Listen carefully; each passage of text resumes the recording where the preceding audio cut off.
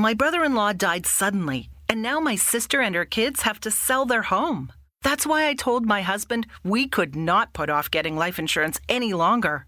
An agent offered us a 10-year, $500,000 policy for nearly $50 a month. Then we called SelectQuote. SelectQuote found us identical coverage for only $19 a month, a savings of $369 a year. Whether you need a $500,000 policy or a $5 million policy, SelectQuote could save you more than 50% on term life insurance. For your free quote, go to SelectQuote.com. SelectQuote.com. That's SelectQuote.com. SelectQuote. We shop. You save. Full details on example policies at SelectQuote.com/commercials. Lucky Land Casino, asking people, what's the weirdest place you've gotten lucky? Lucky? In line at the deli, I guess? Aha, in my dentist's office. More than once, actually. Do I have to say? Yes, you do. In the car before my kids' PTA meeting. Really? Yes. Excuse me, what's the weirdest place you've gotten lucky? I never win and tell. Well, there you have it. You can get lucky anywhere, playing at LuckyLandSlots.com. Play for free right now. Are you feeling lucky? No purchase necessary. Void where prohibited by law. 18+. Terms and conditions apply. See website for details. Thanks for tuning into our podcast. We love having you here, and it's our mission to bring you all the latest and greatest tips, skills, and know-how to make you the best that you can be. We know that you have it in you, and we're going to show you how. Now, let's get started.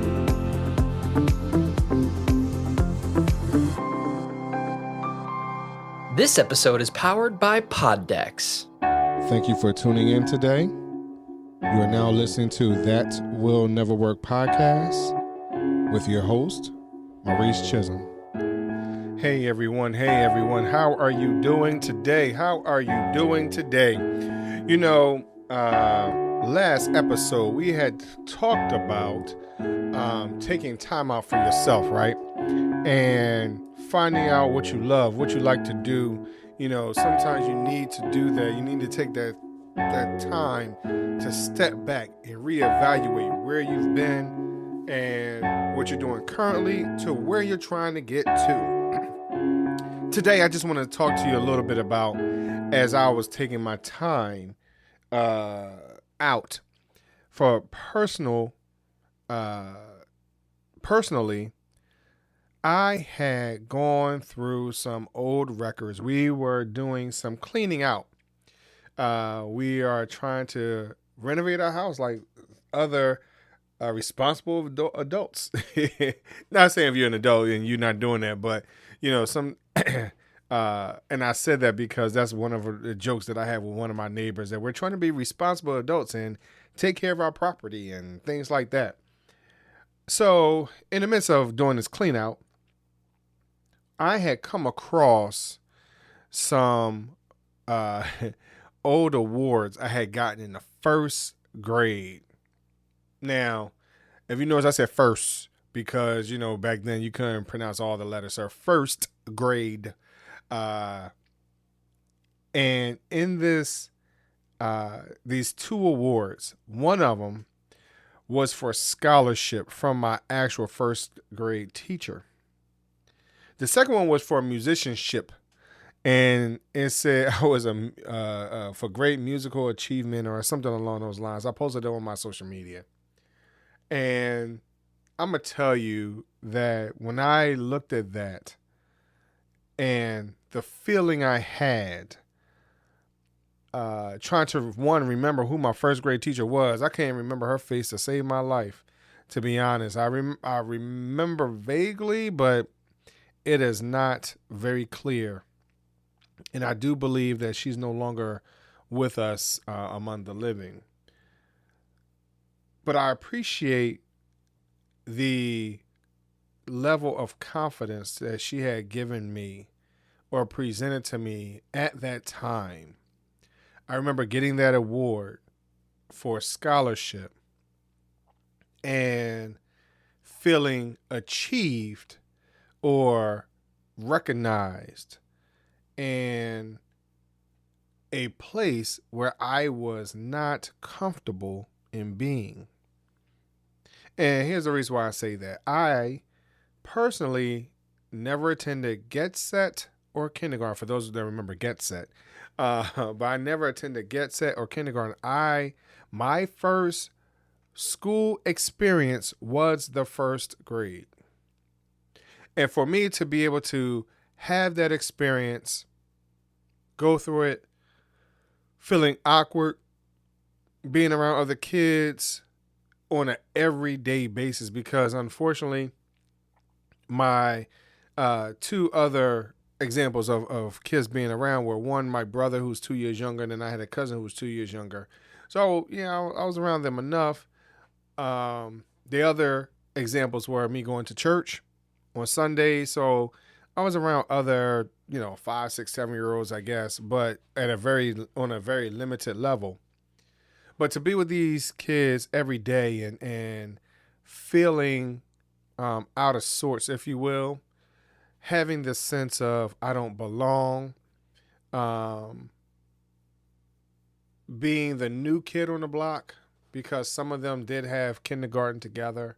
So some of them had already created friendships. Some of them also lived on the same block or neighborhood, and they were closer together, and their parents were closer. And that feeling of not being able to fit in was very high. I remember that because I always felt awkward. And my friends that I was with, or people that I had gravitated towards, they were also in a very awkward situation. And I had to think about this actually a few times in my life, to be honest. When you apply to school and you say, hey, what have you learned? How have you gotten over a crazy situation? How have you handled some places and spaces where you didn't feel right or whatever else? And in this moment of getting this award, being recognized by my teacher for scholarship, and I believe it was like one other person that had it, I believe, or two other persons. It wasn't very many.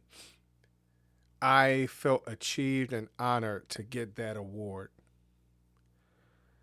in a space where I felt awkward. I felt achieved. I felt happiness. Now, yes, I'm saying all these words, not knowing what it meant back at that time. I didn't know what achieved meant. I just knew I was happy. I was happy that I was getting an award because, most people, you want to get an award and show it off to your parents like, hey, I'm doing good. I'm great. Da, da, da, da, da. But later on in life, you're like, wow, I did some wonderful things, and understanding that I was able to get my work done and have some type of enthusiasm, achieve well in tests and things like that, for me to get this type of award on very little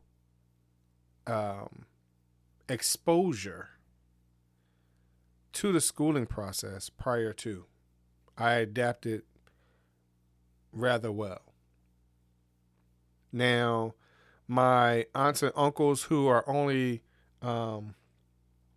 the age group or the space, I should say, between my mother, who is the eldest child of her siblings, and her youngest child, her youngest brother, which is like 14 years. So mind you, by the time I'm in elementary school, first grade being 6 years old, for me, the age difference between he and I is like 9 years. So he's like 14, 15.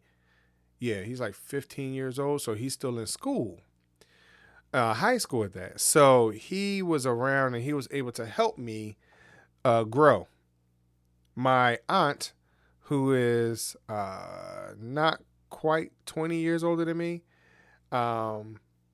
again, someone else who was in school who was able to help me with school work, right? And create that place of achievement or acknowledgement of work, putting in that work ethic, wanting to do great in school. And my grandmother pushed us a lot, saying, hey, you can't settle for less. So, I'm asking each and every one of you out there, how do you feel, or when was the first time you felt great about yourself and you have continued that practice on until today? This award right here show where my thoughts were at a very early age and how I encouraged myself by getting good grades, how I encouraged myself by getting good reviews, how I encouraged myself by being able to have some type of outward acknowledgement of the things that I've done. So getting the award, yes, there's only one person that's really acknowledging it, being a teacher. But someone showing us, like, Maurice, you did a great job. Here is, just an acknowledgement. I mean, I can't turn this award for any money, right? It's not changing my status to move up in my company. And sometimes acknowledgments does not always equal that. Sometimes acknowledgments is just a small little gesture to say you are on the right track, that someone is paying attention to you. You're doing a good job. Keep at it. Don't stop. Keep up the momentum. That's all that any of us really want, is that acknowledgement. So I hope today you can look back over your life and find that one thing that motivated you and that can reignite that fire that was within you at one point in time. Because sometimes, especially what's going on in society, we just need that one thing to get us back on track. And this award right here is not getting me back on track, but it is helping to reignite that fire and make it burn brighter and higher than it was before. Because that was the first time I felt like I was acknowledged for my work. And I kept that idea moving forward. So it was the base, and I was able to build upon it. So I thank you very much for listening today.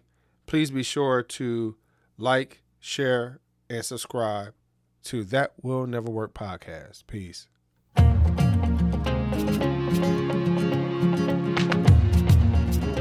Loved what you've heard on this week's episode? Well, the answer is simple. It would mean the world to us if you could head over to iTunes and leave us a 5-star review and feedback. Spreading the word really is the best way to grow our podcast and achieve even greater things. Thank you.